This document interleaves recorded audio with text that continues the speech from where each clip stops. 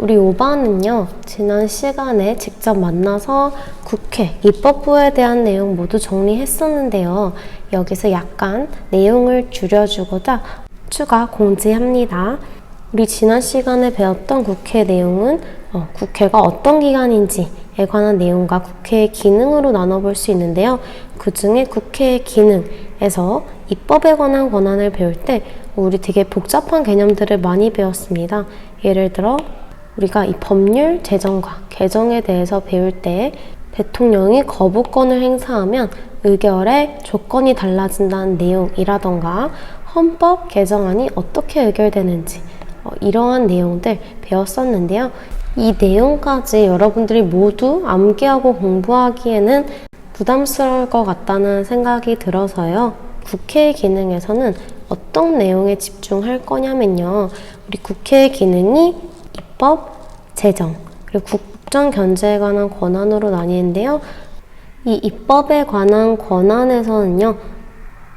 첫 번째로 가장 기본적인 법률 제정과 개정이 이루어지는 이 과정은 당연히 알아야 되고요. 거기서 우리가 제적의원 과반수 출석과 출석의원 과반수의 찬성으로 의결된다. 이 내용은 꼭 알아야 합니다.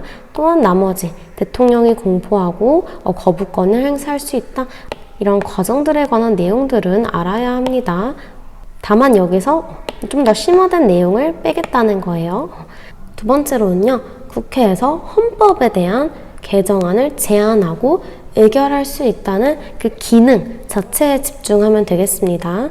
그리고 마지막 세 번째로는 외국과 맺는 조약들 있죠. 그 조약들을 체결할 때 이것을 국회가 동의해야만 국내법과 동일한 효력을 가질 수 있다는 거, 이렇게 입법에 관한 세 가지 기능 기억하도록 하고요. 나머지 이 재정에 관한 권한과 국정 견제 권한은 우리 대면 수업에서 정리했던 내용 그대로 각 3개씩 기억하면서 넘어가도록 합니다. 그럼 이어서 이제 행정부와 사법부 내용에 대한 정리 드릴게요. 자, 여러분 안녕하세요. 지금 사회2 정리 시간입니다. 얼마 남지 않은 기말고사 범위가 1단원과 2단원이었는데요. 1단원은 모든 반이 지금 대면 수업으로 인권과 헌법 내용 모두 정리를 한 상태입니다. 2단원 같은 경우에는요. 우리가 3개의 국가기관에 대해 배웠죠. 이 3개의 국가기관에서 입법부는 모두 만나서 정리를 할 예정이고요. 우리가 만날 수 있는 기회가 적어서 나머지 행정부와 사법부는 온라인 클래스로 정리를 하게 되었습니다. 자, 그렇다면 우리 2단원 정리 이제 시작해 보도록 하겠습니다. 자, 우리는 2단원에서 이렇게 입법부, 행정부, 사법부 3개의 국가기관에 대해서 배웠는데요. 자, 그 중에 입법부가 법을 제정, 즉 만드는 곳이었다면요.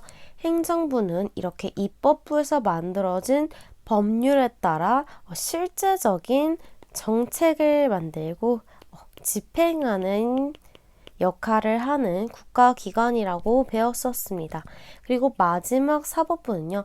이러한 법을 해석하고 적용해서 우리 사회에서 일어나는 다양한 분쟁들을 해결하는 역할을 하는 기관이라고 배웠는데요.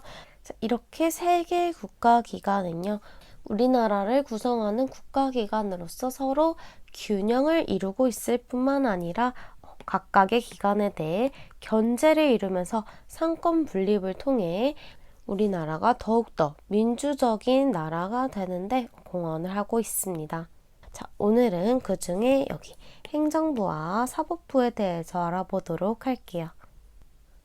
자, 그래서요, 우리가 배웠던 2-2단원부터 살펴보도록 할 텐데요. 우린 여기서 법을 집행하는 행정부와 대통령에 대해서 배웠습니다. 방금 살펴본 바와 같이요.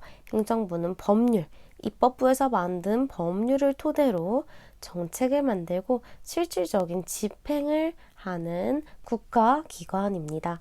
자, 예전에는요. 우리 17세기, 18세기 정도에 서양에서 근대 국가라는 개념이 처음 나오기 시작했을 때 사람들이 가장 중요시 여겼던 것은 보통 자유, 기본권으로 따지면 자유권과 같은 개념이었습니다.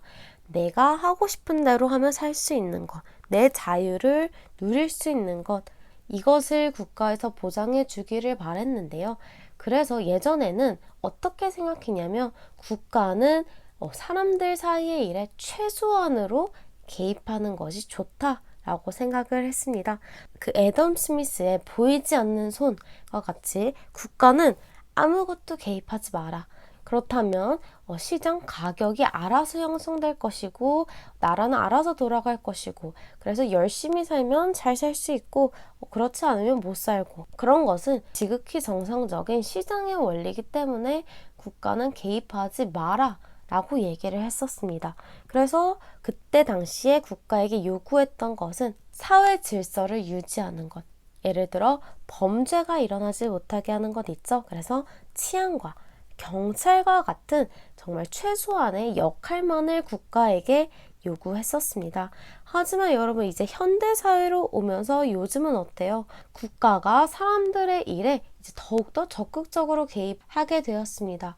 왜 그러냐면 중간에 이제 정말 시장의 원리에 따라 국가가 개입하지 않았더니 문제점들이 발생을 하기 시작한 거죠. 빈부격차가 너무 커지고 실업자가 많아지고 점점 인간다운 삶을 누리지 못하는 사람들이 많아지기 시작했습니다. 그러니까 사람들이 이제는 사회권과 같은 보다 더 적극적인 권리, 이제 국가에서 내가 조금 더 인간답게 살 수 있게 도와줬으면 좋겠어. 사람들이 실업자가 너무 많으면 국가에서 일자리를 만들어줬으면 좋겠어. 혹은 국가 차원에서 보험과 같은 제도 만들었으면 좋겠어 라고 요구를 하기 시작하는 거죠.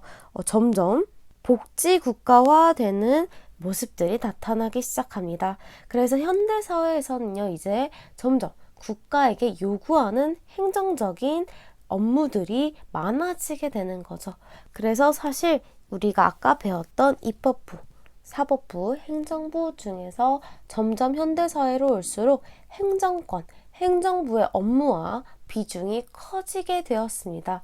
우리는 이러한 현상을 바로 행정국가화 현상이라고 합니다. 현대사회에서 복지국가됨에 따라 행정부의 업무가 늘어나고 그 비중과 권력이 좀 더 커지는 현상, 이것을 바로 행정국가화 현상이라고 합니다.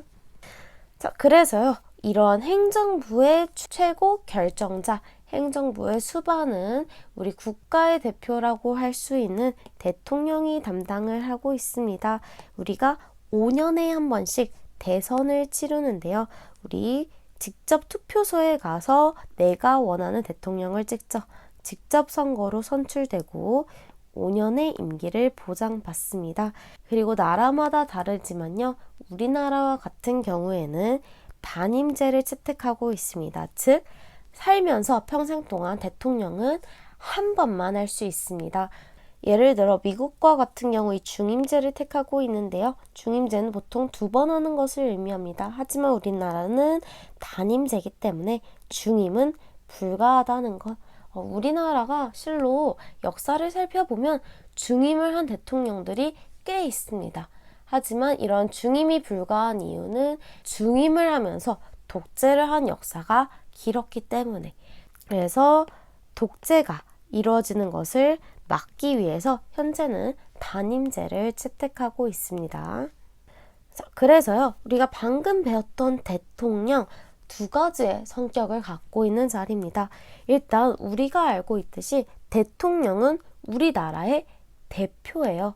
외국에 나가도 우리나라 대표로서 역할을 하죠.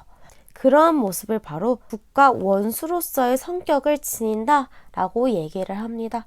그렇지만 또한 우리가 세계 국가기관, 입법부, 행정부, 사법부에서 보았을 때 각 기관마다 그 장의 대표들이 있죠. 이렇게 살펴보았을 때는 대통령은 행정부의 수반으로서의 성격을 지닙니다. 그래서 대통령이 가지고 있는 많은 권한들이 이 2가지 성격으로 나누어 살펴볼 수 있는데요. 우리 이 표는 우리 학습지에도 모두 있는 내용입니다. 그러니까 이 부분은 꼭 암기하도록 합니다. 시험에 꼭 나오니까요. 이 부분은 정말 어떤 권한을 보기에 주어졌을 때 이게 국가 원수로서의 권한인지 혹은 행정부 수반으로서의 권한인지 딱 봤을 때 분류할 수 있어야 합니다. 자, 그래서요, 이 권한들을 한 번씩 살펴보면요. 자, 일단 국가 원수로서의 권한 먼저 살펴보도록 하겠습니다.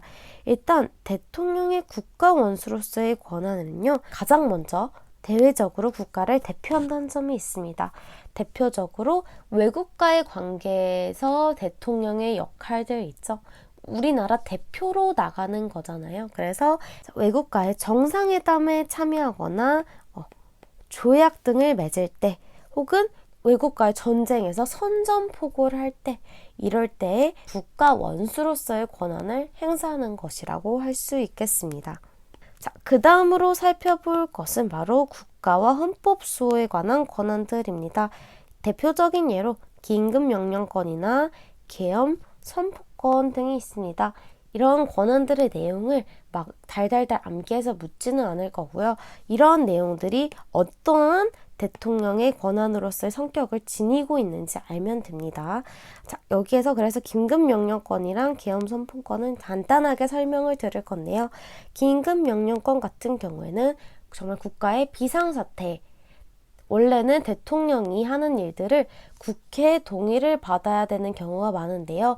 이 국회 동의를 당장 받을 수 없는 상황일 때, 그럴 때 대통령이 긴급한 명령을 내릴 수 있는 권한이 바로 긴급명령권입니다.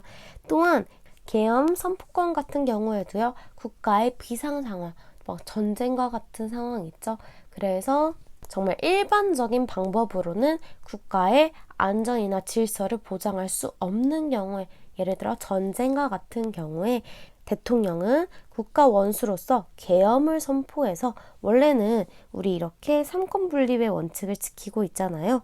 하지만 이 계엄 선포권을 선포하는 경우에는 입법부, 사법부, 행정부의 기능을 모두 군에서 행사할 수 있는 권한입니다. 자, 그래서 이런 식으로 국가가 비상사태에 처했을 때 국가와 헌법을 수호하기 위해서 선포할 수 있는 권한들도 바로 국가 원수로서 할 수 있는 권한들입니다.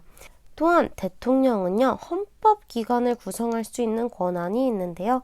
대법원장이라던가 헌법재판소장이라든가 감사원장 같은 일부 그 대표 자리들을 대통령이 임명해주는 모습을 볼 수 있습니다. 이런 것은 행정부가 더 우월하기 때문에 행정부 수반으로서 해주는 권한이 아니라요. 국가 원수이기 때문에 이렇게 헌법기관의 장들을 임명하는 기능을 갖고 있는 겁니다. 그 다음으로 국정조정 기능이 있는데요. 여러분, 국정은 즉 나라의 일이죠. 그래서 대통령이 국가 원수로서 나라의 일이 조정이 필요하다고 생각되는 경우 국정조정에 관한 권한들을 행사할 수 있는데요. 대표적인 예시는 국회에 임시회라고 해서 정말 정기적으로 열리는 국회와 별도로 임시로 소집되는 국회 같은 거, 소집을 마음대로 할 수 있는 것은 아니고요. 이것이 필요하다고 생각했을 때 소집 요구를 할 수가 있습니다.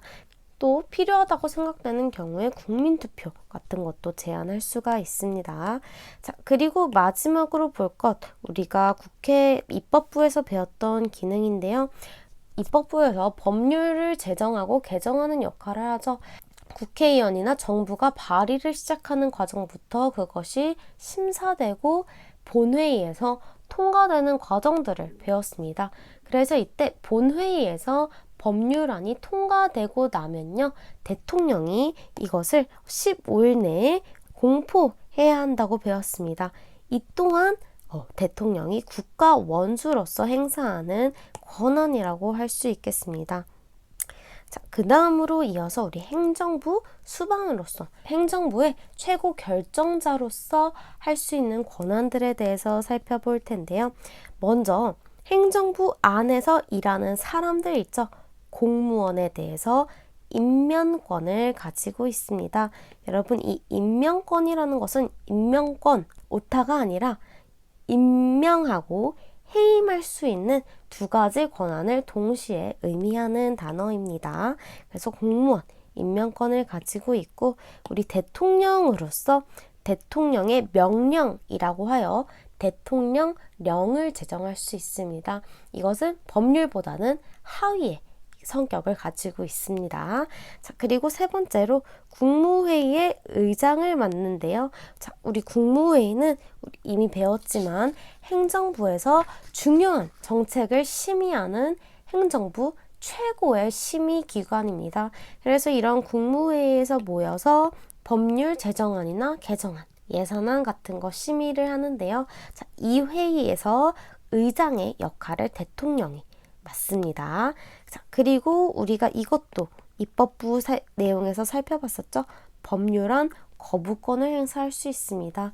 입법부에서 본회의를 거쳐서 원래 법률을 가결하게 되면 대통령은 국가 원수로서 그 법률안을 공포해야 합니다. 하지만 어떤 경우에는요, 대통령이 그 법률안이 마음에 안 들 수도 있어요.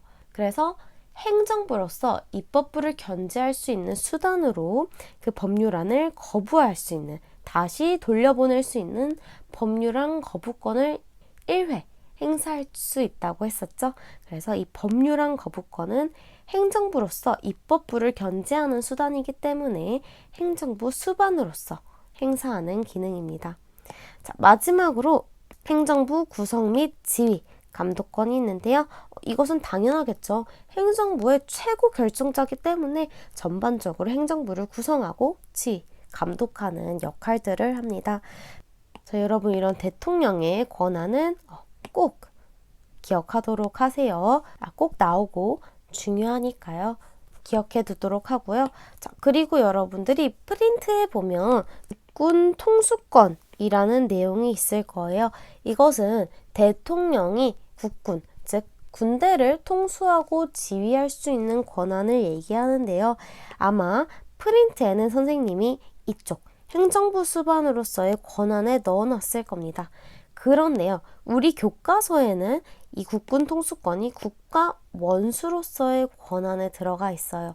그래서 이 국군 통수권은 책마다 어느 쪽에 들어가 있는지 간혹 내용이 다를 때가 있습니다. 그래서요, 결론은 국군 통수권은 시험에 내지는 않겠습니다. 아직 이제 학문을 하는 사람들 사이에서도요, 딱 어느 쪽이다 라고 입장이 명확하게 정해지지는 않았기 때문에 국군 통수권은 그냥 이 양쪽 모두에 분류되기도 한다 라는 내용만 기억하고 대통령의 권한 넘어갑니다. 자, 다음으로 살펴볼 것은요, 이 행정부의 조직과 기능에 관한 내용이었습니다. 자, 우리 행정부는 이렇게 조직도로 살펴볼 수가 있는데요. 가장 위에 행정부의 수반인 대통령이 있고 그 아래 2인자의 역할로서 국무총리가 있습니다. 그리고 그 아래에 수많은 각부 부서들이 있는데요. 이제 하나하나씩 살펴보도록 하겠습니다. 자, 가장 먼저 대통령입니다. 우리 방금 너무 많이 살펴봤죠? 행정부의 최고, 책임자로서 행정부 수반의 역할을 합니다. 자, 그 다음에 2인자의 역할을 하는 국무총리에 대해서 살펴볼 텐데요. 대통령을 보좌하고 대통령의 명을 받아서 이런 밑에 행정각부를 지휘, 조정하는 역할들을 합니다. 이때 국무총리에서 중요한 점은요. 대통령이 국무총리를 임명을 하는데요. 그냥 내 맘대로 아무나 임명할 수는 없고요. 국회의 동의를 받아야만 국무총리를 임명할 수 있습니다. 그래서 여러분들이 뉴스에 보면 국무총리를 임명하기 전에 다양한 인사청문회 같은 것 열리는 모습 볼 수 있습니다. 그래서 국회에서는 국무총리를 임명한다고 했을 때 그 사람이 괜찮은 사람인지 다양한 조사를 거쳐 국무총리가 임명되게 됩니다. 자, 그리고 그 아래에는요, 정말 실질적으로 여러 행정부서 업무들을 담당하는 각 부서가 있습니다. 이 부서의 종류는 당연히 다 몰라도 됩니다. 그냥 이 각 부는 실질적인 행정 업무를 담당하고 있다라고 알면 되고요. 각 부의 대표를 바로 장관이라고 부릅니다. 그래서 우리 교육부 장관, 국방부 장관 이런 말 많이 들어봤죠? 이런 사람들은 각 부의 장을 맡고 있는 사람들입니다. 자, 이런 장관의 경우에는요, 일단 국무총리가 대통령에게 이런 사람을 뽑자고 요청을 합니다.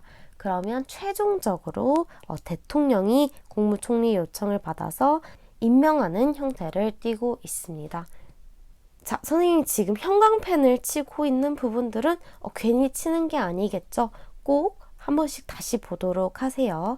자, 그리고요, 우리 행정부에서 또 하나 살펴볼 기관이 있는데 바로 감사원입니다.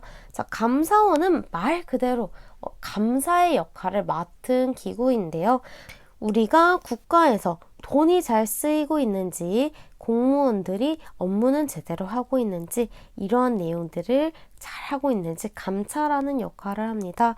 이런 감사원은요, 사실 감사를 한다는 점에서 되게 독립된 기구라고 생각을 하게 되는데요. 이런 감사원이 독립적 헌법기관인 것은 맞습니다.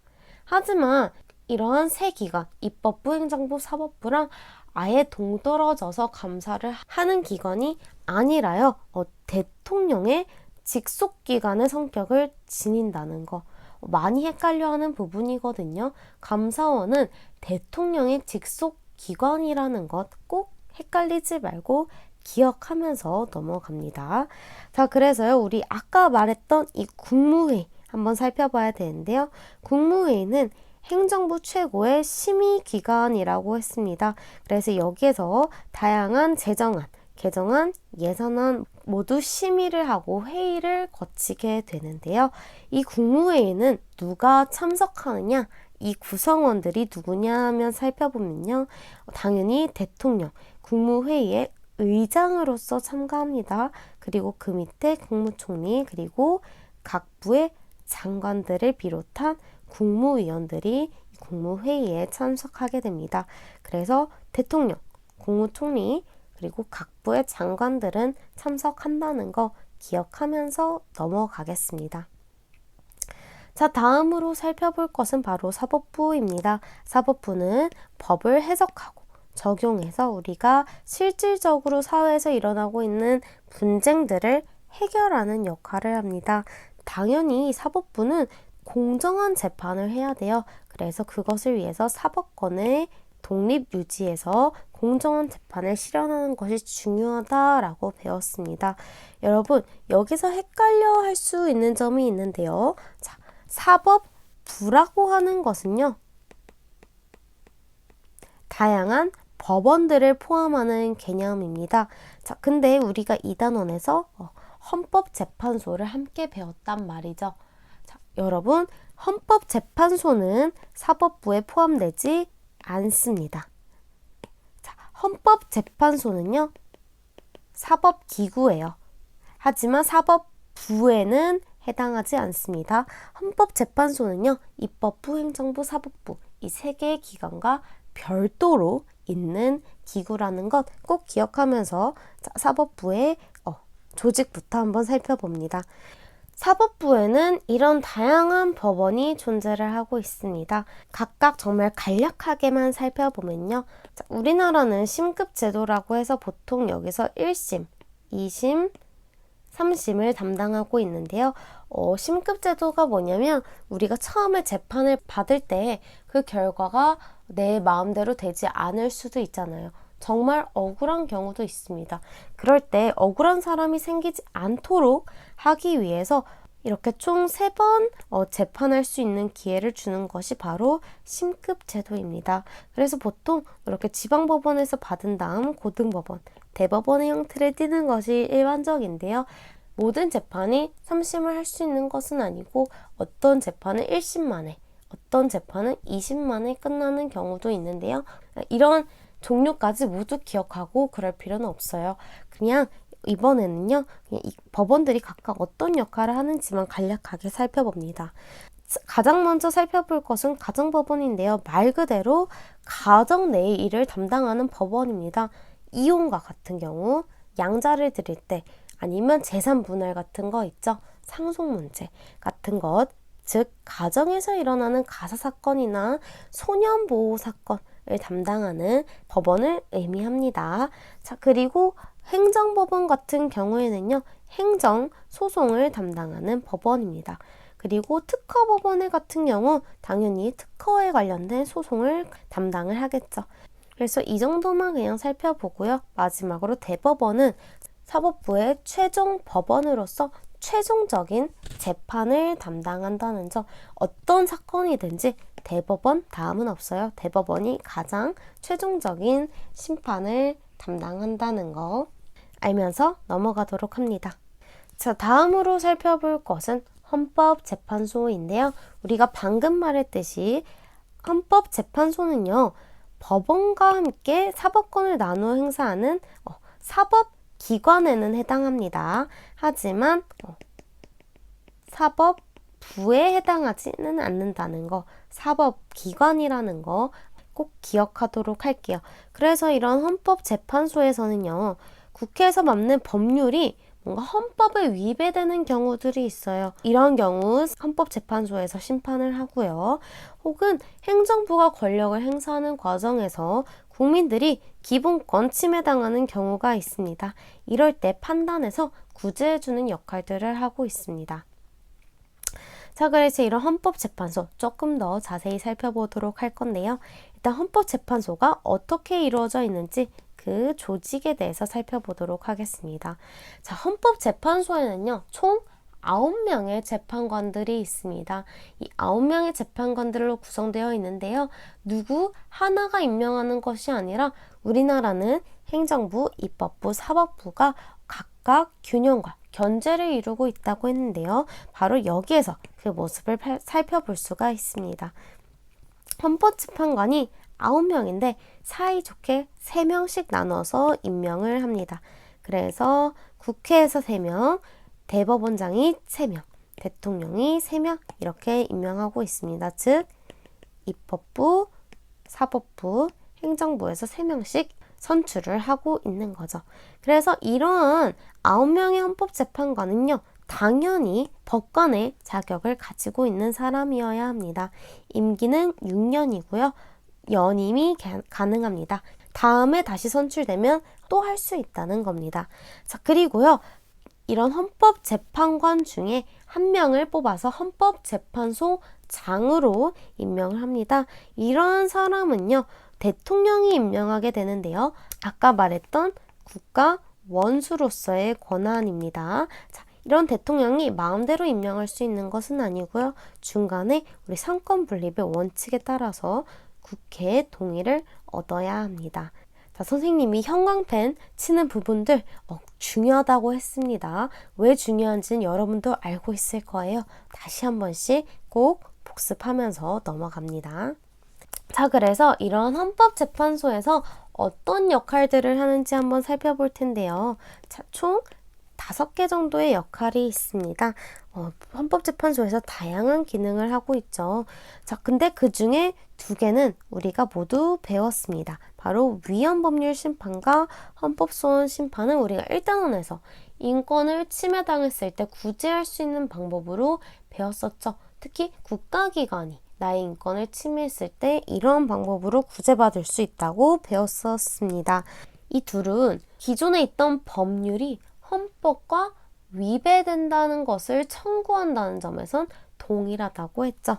여기에서 차이가 나는 점은 바로 누가 청구하냐, 청구 주체가 다르다고 우리 이미 배웠었습니다. 하나씩 살펴보면요. 위헌법률 심판 말 그대로 법률이 헌법에 위배되는지 심판해달라고 헌법재판소에 요청을 하는 겁니다. 이것은 법원이 헌법재판소에 하는 거라고 했죠. 근데 헌법소원 심판과 같은 경우에 이 법률로 인해 기본권을 직접 침해당한 국민이 직접 헌법재판소에 위헌 여부를 요청하는 거라고 했습니다. 즉 청구 주체가 국민이라는 점에서 이 둘이 달랐다고 했습니다. 자, 그 다음에 이제 새로운 것을 3개 정도 살펴볼 텐데요. 첫 번째로 정당 해산 심판을 헌법재판소에서 담당을 합니다. 자, 그래서요, 이러한 정당 해산 심판이 우리나라에도 이루어진 경우가 있어요. 바로 통진당이라고 하는, 통합진보당이라고 하는 당이 이 심판에 의해서 정말로 해산을 당하게 됐습니다. 자, 그러면 이러한 정당 해산 심판을 어떤 경우에 하느냐 살펴볼 건데요. 정당을 마음대로 해산시키기는 정말 어려운 일이고요. 보통 정당이 하는 활동이 민주적 기본 질서에 어긋난다고 판단이 되었을 때, 그리고 그 목적 또한 민주적 질서를 어지럽히는 목적을 정당이 가지고 있다고 판단되었을 때 정당 해산의 여부를 심판합니다. 이 정당 해산을 누가 해달라고 요청을 하냐면요. 정부, 행정부에서 헌법재판소에 이러한 정당 해산 심판을 요청합니다. 자, 다음으로 살펴볼 것은 권한쟁의 심판인데요. 권한쟁의라는 것은 하나의 권한을 두고 이게 누구의 권한인지 다툴 때 이것을 해결해달라고 하는 심판입니다. 그래서 이런 거는요, 보통 국가기관 간의 권한에 대해서 누구의 권한인지 헌법재판소에 판단해달라고 요청을 합니다.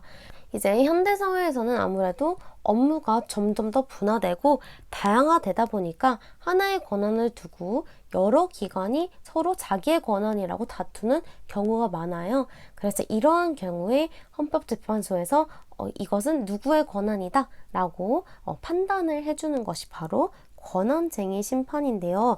당연히 국가기관 간에 싸우는 거니까 청구 주체도 국가기관이 헌법재판소에 요청을 하고 있습니다. 자, 마지막으로 살펴볼 것은 탄핵심판인데요. 이 탄핵심판은 대통령뿐만 아니라 고위공무원이 직무를 수행하면서 헌법이나 법률을 위배하는 행위를 했다고 판단했을 때 너는 그 자리에 있을 자격이 없어 라고 하면서 그 직의 파면 여부를 판단하는 것이 바로 탄핵 심판입니다. 탄핵 심판은요, 어디에서도 나왔냐면 우리 입법부를 배울 때도 나왔습니다. 입법부가 국정 견제를 할 수 있는 수단으로 탄핵 의결을 할 수 있다고 배웠는데요. 국회는요, 탄핵을 직접 할 수 있는 것이 아니라 헌법재판소에 해달라고 의결하는 역할을 할 수 있습니다. 그리고 최종적으로 이 탄핵 심판을 진행하는 것은 헌법재판소라고 할 수가 있겠네요. 자, 그래서요, 이 헌법재판소에서 할 수 있는 5가지 역할, 위헌법률 심판, 헌법소원, 정당해산, 권한쟁의, 탄핵 심판 꼭 기억하면서 넘어가도록 합니다. 자, 여기가 바로 마지막 부분입니다. 우리가 지금까지 입법부, 행정부, 사법부에 대해서 열심히 배웠는데요. 이 세 기관은요, 각각 균형과 견제를 이루고 있다고 배웠어요. 그래서 삼권 분립을 하고 있다라고 배웠는데요. 각각 어떤 권한을 통해서 서로 견제를 하고 있는지 살펴보도록 하겠습니다. 가장 먼저 입법부의 견제 수단을 살펴보도록 할게요. 행정부에는요, 매년 정기적으로 행정부가 일을 잘 했는지, 예산은 올바른 데 썼는지, 이런 것을 한 번씩 검토를 하는 국정감사권 행사를 할 수가 있습니다. 그리고 방금 배웠던 탄핵소추권, 의결할 수 있는 권리죠. 이 권리를 행정부에 견제를 하고 있고요. 이 탄핵소추권은 행정부뿐만 아니라 고위공무원 모두 가능하다고 했잖아요. 사법부에도 견제수단으로 활용될 수가 있습니다. 그리고 이 사법부의 장이라고 할 수 있는 대법원장을 우리 여기 대통령이 임명을 하는데요. 그것에 대해서 동의해 줄 수 있는 권리를 통해서 사법부 견제하고 있습니다. 자, 그 다음으로요. 행정부 살펴보도록 할 건데요. 행정부는 입법부의 법률안 거부권 행사할 수가 있습니다. 이미 본회의를 걸쳐서 가결된 법률안을 마음에 안 들 때 돌려보낼 수 있었던 권리죠. 자, 사법부에 대해서는요, 사면권과 대법관 임명권을 행사할 수가 있는데요. 방금 말했듯이 대법관을 임명할 수 있는 것은 대통령인데 그것에 대한 동의권 국회에서 갖고 있다고 했습니다. 대법관 임명권은요, 국가 원수로서 할 수 있는 권한이라고 했습니다. 자, 그리고 사면권은 뭐 간단하게 봐도 되는데요. 우리가 광복절 특사라고 해서 광복절에는요, 감옥에 있는 사람들 있죠. 사면에서 풀어주는 경우가 많습니다. 이것은요, 사실 생각을 해보면 사법부에서 재판을 해서 사법권을 행사해서 그 사람들이 감옥에 간 건데 행정부가 그들을 사면해 줄 수 있다는 점에서 사법부를 견제할 수 있는 권한을 갖고 있습니다. 자, 마지막으로 사법부 한번 살펴보도록 할게요. 입법부에 대해서는요. 위헌법률 심사 제청권을 갖고 있습니다. 이게 뭐냐면요. 우리 아까 위헌법률 심판에 대해서 배웠는데요. 이것의 청구 주체가 바로 법원이라고 했습니다. 이것을 원래는 헌법재판소에 요청을 하는 거죠. 근데 사실 생각을 해보면요. 위헌법률 심판은 어떠한 법률이 헌법에 위배된다고, 이 법률이 잘못되었다고 얘기를 하는 거잖아요. 근데 이 법률을 만든 주체가 누구예요? 바로 국회입니다. 그래서 위헌법률 심판을 헌법재판소에 요청하는 것을 바로 위헌법률 심사 제청권이라고 하는데요. 이것은 이 법률을 만든 입법부에 대한 견제가 되기도 합니다. 자, 마지막으로 살펴볼 수 있는 것은요. 바로 사법부가 행정부를 견제하는 명령, 규칙, 처분, 심사권입니다. 이 말들이 조금 어려운데요. 어렵게 생각할 거 없이 이 명령, 규칙, 처분은요. 법률 아래에 있는 개념입니다. 우리가 보통 헌법이 가장 법의 상위 책에 있어요. 그 다음에 보통 법률이 있죠. 그 밑에 여기 명령, 규칙, 처분 같은 것들이 있는데요. 일단 헌법이 가장 상위 체계의 개념입니다. 법률이든 명령, 규칙, 처분이든 이 헌법이 위배된다면 옳지 않은 거예요. 그래서 이 사법부의 이 심사권들이 뭐냐면 이 명령, 규칙, 처분 모두 행정부에서 만드는 것들이거든요. 법률 같은 경우에는 입법부에서 따로 만들지만요. 법률 아래에서 법률에 위배되지 않는 선에 있다면 명령, 규칙, 처분은 행정부에서 보통 발의를 하게 됩니다. 그래서 이러한 행정부에서 발의한 명령, 규칙, 처분에 대해서 사법부가 심사할 수 있다는 것에서 이러한 견제 기능을 가지고 있다라고 말을 하는 겁니다. 자, 그래서요. 이렇게 우리 마지막으로 삼권 분립, 이 세 기관이 서로를 어떻게 견제하고 있는지까지 살펴보았습니다. 자, 이렇게 이 단어는 모두 정리했다고 할 수 있겠는데요. 아직 국회 입법부 정리하지 않은 반들은 나머지 대면 수업에서 정리를 하도록 할 거고요. 자, 오늘 내용뿐만 아니라 전반적인 1단원과 2단원의 내용 꼭 모두 꼼꼼히 복습하도록 하세요. 자, 오늘 수업은 여기서 마치겠습니다.